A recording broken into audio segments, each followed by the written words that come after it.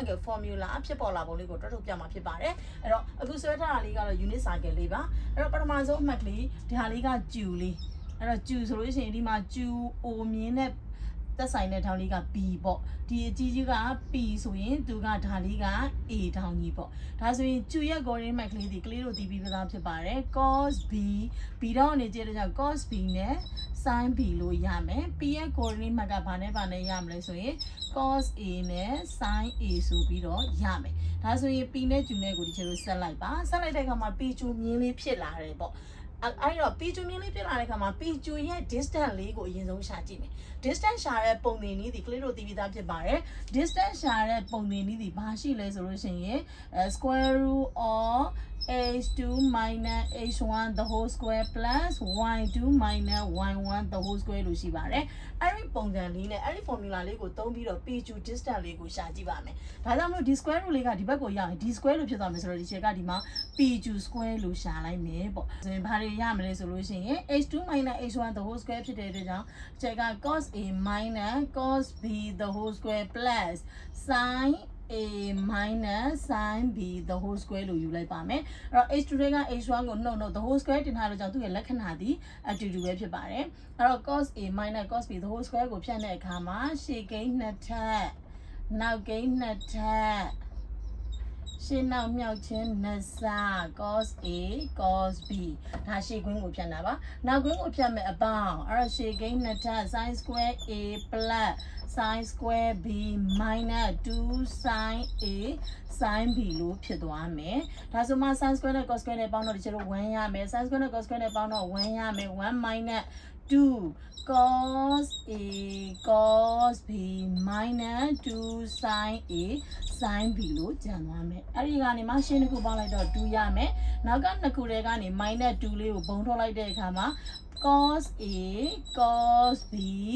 plus sin A sin B လို့ဖြစ်သွားမယ်ဒါလေးရသွားမယ်ပေါ့နော်ဒါဆိုတော့ဒီချက်တို့ကဒီတစ်ပိုင်းလေးကိုခဏထားခဲ့မယ်ဒါက p2 square ကို distance formula နဲ့ရှာလိုက်တာဒီတစ်ခါကျတော့ distance formula ကိုမှအဲ့ဒီ p2 လေးကိုဒီဝင်ရိုးပေါ်မှာ h exit ပေါ်မှာရောက်တဲ့ထအောင်ဒီချက်ကလှည့်လိုက်မယ်လှည့်လိုက်တဲ့အခါဆိုလို့ရှိရင်ဒီနေရာလေးကိုဘာရောက်လာမလဲဆိုတော့ q ရောက်လာမယ်ဒီနေရာမှာ o ရှိမယ်သူဒီ1 unit circle လေးဒါဆို q ရဲ့ coordinate က 1,0 ဖြစ်သွားမယ်ဒီအမြင်ဒီထောင်လေးကိုကြည့်မှာဖြစ်တယ်ဆိုတော့ဒါလေးက p လေးအဲ့တော့ဒီအမြင်ဒီထောင်လေးကဘာဖြစ်သွားမလဲဆိုတော့ a minus b လို့ဖြစ်သွားမယ်ဒါဆို p ရဲ့ coordinate ကမူလ coordinate မှာမဟုတ်တော့ဘဲနဲ့သူဒီ a minus b ကဖြစ်ကြည့်တာဖြစ်တဲ့ကြောင့် cos a minus b ရဲ့ sin a minus b ရဲ့ဆိုပြီးတော့ရပါမယ်ခြေတို့ဒါမျိုးလေးဒါဆိုကြမှာအဲ့လိုမျိုးချင်းလေးရောက်တယ်ဆိုကြမှာဒီ p2 လေးရဲ့ distance formula ကိုထပ်ပြီးတော့ရှာကြည့်မယ်ဒါဆိုရင်အခုဒီမှာလည်းပဲဒုတိယပုံအတွက် p2 square ကိုထပ်ရှာမယ်ဒုတိယပုံအတွက် p2 square ကိုရှာမယ်ဆိုတော့ခုနလိုပဲ h2 minus h1 the whole square distance formula နဲ့သုံးမယ်ဆိုတော့ဒီမှာ cos a minus b တဲ့ကနေဘယ်သူကိုနှုတ်ရမလဲဆိုတော့1ကိုနှုတ်ရမယ် cos a minus b minus 1 the whole square plus sin a minus b တဲ့က0ကိုနှုတ်မယ် sin a minus b minus 0 the whole square ဒါဆိုတော့ရှေ့ကိန်းတစ်ထပ်နောက်ကိန်းတစ်ထပ်နဲ့သွားမယ်ဆိုတော့ cos square a minus b ပြီးရင် plus 1 minus သူတို့နှစ်ခုကိုနှစ်ဆဆိုတော့2 cos a minus b လို့ရမယ်နောက်ကကိန်းကကျတော့ plus sin square ဘာပဲရမလဲ sin square a minus b လို့ရမယ်နောက်ကကိန်းက0တွေဆိုတော့ထည့်စရာမလိုတော့ဒါဆိုဒီကျတော့ cos square a minus b နဲ့ sin square a minus b နဲ့ပေါင်းရင်1ရမယ်ပြီးရင် plus ဒီမှာ1ရှိတယ်ဆိုတော့1 minus 2 cos a minus b လို့ရမယ်ဒါဆိုသူတို့နှစ်ခုပေါင်းလိုက်တော့2 minus 2 cos a minus b လို့ရတယ်အဲ့တော့ p2 square ချင်းအတူတူဖြစ်တဲ့ကြောင့်ဒီ equation နှစ်ကြောင်းကိုကျတော့ဘာလုပ်လိုက်ရလဲညီလိုက်လို့ရတယ်ဒါကြောင့်ညီလိုက်တော့မယ်ဆိုရင်2 minus 2 cos a minus b is equal to 2 minus 2 cos a cos b plus sin a sin b လို့ရသွားမယ်ဒါမျိုးလေးပေါ့နော်အဲ့လိုမျိုးလေးရသွားမယ်ရတဲ့အခါမှာဒီ2နဲ့ဒီ2နဲ့ခြေသွားမယ် minus 2နဲ့ minus 2နဲ့ခြေသွားတဲ့အခါမှာဒီကျတော့ဘာလေးပဲဂျန်ခဲ့လဲ cos a minus b is equal to cos a cos b plus sin a sin b ဆိုတဲ့ formula လေးထွက်လာပါတယ်အဲ့တော့ cos down နှုတ်ထားတယ် cos sin နဲ့သွားပါတယ်ဒါကတော့ cos a minus b လေးကိုတွက်ထုတ်ပုံလေးပါအဲ့တော့ cos a plus b ဆက်လာမယ် sin a minus b sin a plus b ဆက်လာပါမယ် down လုပ်ထားတယ် cos sin ပြန်သွားထားတယ်အဲ့ဒီကနေဒီချေတို့ cos a plus b ကိုဘယ်လိုသွားမလဲဆိုတာကိုကြည့်မယ်အဲ့ဒီခါမှာ Harry နောက်က b လေးကိုဒီချေကနေပြီးတော့ minus b လို့ယူလိုက်မယ် minus b လို့ယူလိုက်ပြီဆိုလို့ရှိရင်သူ့ပုံစံလေးကဘယ်လိုဖြစ်သွားမလဲ cos a minus နေရာမှာ b နေရာမှာ minus b ထပ်ဝင်လာမယ် is equal to ဘက်ကလည်း cos a cos b နေရာမှာ minus b plus sin a sin b နေရာမှာ minus b လို့ဝင်လာမယ်ဒါဆိုရင် minus နဲ့ minus နဲ့ဆိုတော့ကျတို့ဘာပြောင်းသွားမလဲ cos a plus b လို့ပြောင်းသွားမယ် is equal to ဒီဘက်က cos minus b ဆိုတာဒီတစ်ချက် negative formula ပြောပြီးသားအဲ့တော့ 4 quadrant မှာရှိတဲ့အတွက်ကြောင့် cos minus b ဒီ cos b ထွက်မယ်ဆိုတော့သူဒီ cos a cos b ဖြစ်ပါတယ် sin minus b ကကြတော့ကျတို့ minus sin ထွက်တာပါဒါကြောင့်မလို့ minus sin a sin b ဆိုပြီးတော့ဖြစ်သွားပါမယ်ဒါကြောင့် cos down ပေါင်းတယ် cos sin sin ပါပဲဒီမှာအလဲကမှသူပေါင်းဆိုသူဒီအနှုတ်ဖြစ်သွားပါတယ်ဒါကတော့ cos a plus b ပါအဲ့ဒီကနေကျတို့ဘာကိုပြောင်းသွားမလဲဆိုတော့ sin a minus b sin a plus b ကိုပြောင်းပါမယ်အဲ့ဒီခါမှာ a လေးကိုဒီချက်ကဘာလို့ပြောင်းလိုက်မလဲဆိုရင် pi by 2 plus a လို့ပြောင်းလိုက်ပါမယ် a နေရာတန်ဖိုးလေးမှာ pi by 2လေးကိုပေါင်းလိုက်ပါမယ်ဒီ formula နေရာနေပဲပြန်သွားပါမယ်သူ့ရဲ့တန်ဖိုးလေးကဘယ်လိုဖြစ်သွားမလဲဆိုရင် cos a နေရာမှာဒီချက်တို့ pi by 2 plus a ထည့်ပါမယ် pi by 2 plus a နောက်က minus b is equal to ဟိုဘက်ကလည်း cos a နေရာမှန်သမျှမှာဒီချက်တို့ဘာလိုက်ပြောင်းမလဲ pi by 2 plus a cos b plus sin pi by 2 plus a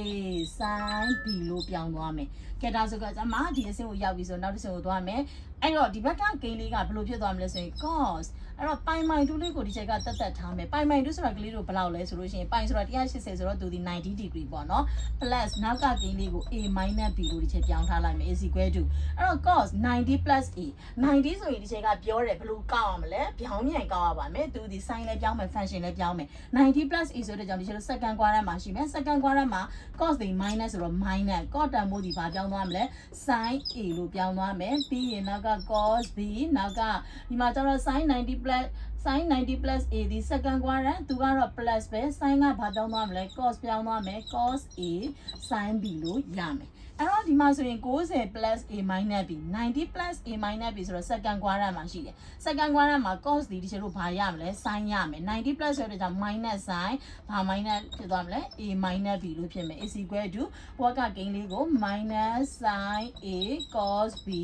plus cos a sin b လို့ရသွားမယ်အဲ့ဒီအစဉ်ရောက်သွားပြီဆိုဒီချက်ကဒီမှာရှိတဲ့ဂျောင်းလုံးကို minus နဲ့မြှောက်လိုက်တဲ့အခါမှာဒီဘက်ကဘာဖြစ်သွားမလဲ sin a minus b လို့ဖြစ်မယ်အဲ့တော့ဟိုဘက်ကို minus နဲ့မြှောက်တော့ तू က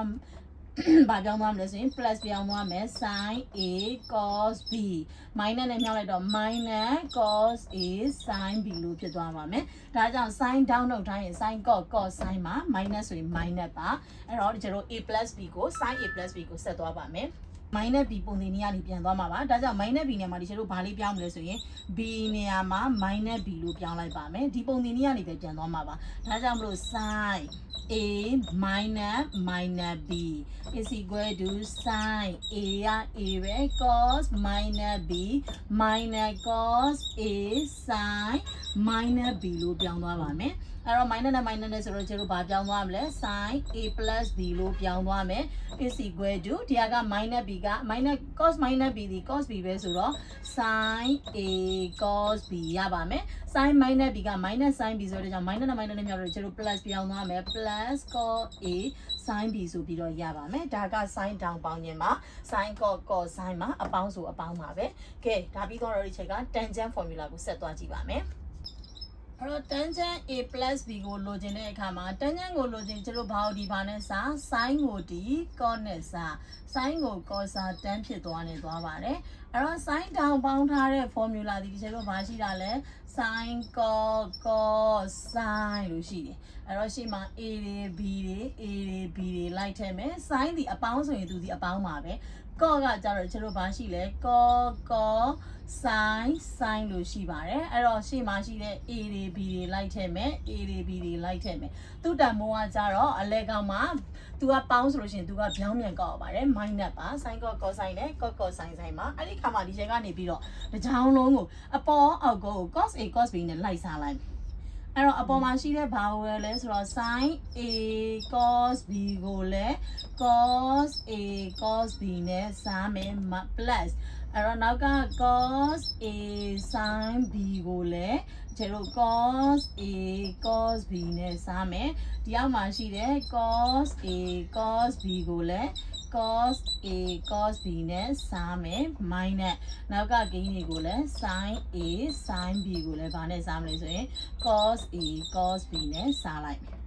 အဲ့တော့ဒီနှစ်ခုမှာဒီနှစ်ခုကဘယ်လောက်ရသွားမလဲ1ရသွားမယ်ပေါ့အပေါ်နဲ့အောက်နဲ့ကြည့်ရတဲ့ကြောင့်1 minus အဲ့တော့ sin ကို cos ဘာဖြစ်သွားမလဲ tangent ဖြစ်သွားမယ် tangent A sin ကို cos သူကလည်း tangent ဖြစ်သွားမယ် tangent B 1 minus tangent A tangent B အပေါ်မှာကျတော့ sin ကို cos သူကဘာဖြစ်မလဲ tangent A နောက်က cos ကို cos နဲ့စားတော့ကြည်သွားမယ်ဒီမှာကျတော့ cos A နဲ့ cos A နဲ့ကြည်သွားမယ်ဂျာထဲမှာဗာလေးကြံမလဲအပေါင်းလေးကြံမယ် sin ကို cos ဘာဖြစ်သွားမလဲ tangent B ရသွားမယ်ဒါကြောင့်မလို့ဒီခြေတို့က tangent A plus B is equal to tangent A plus tangent B 1 minus tangent A by tangent B လို့ရပါတယ်အဲ့ဒီလိုလေးနဲ့ဒီခြေတို့ tangent A minus B ကိုလည်းဆက်တွက်လို့ရပါတယ်ရှင်းပြတာနားလည်တယ်ဆိုလို့ရှိရင် like and share လေးလုပ်ပြီးတော့ comment လေးမှာမှတ်ခဲ့ပေးပါဦးเนาะအကယ်၍ကလေးတို့နားမလည်ဆိုလို့ရှိရင်လည်းမှတ်ခဲ့ပေးလို့ရပါတယ်နောက်ဗာလေးသိချင်သေးလဲဆိုတော့လေးလည်းပြောခဲ့ပေးလို့ရပါတယ်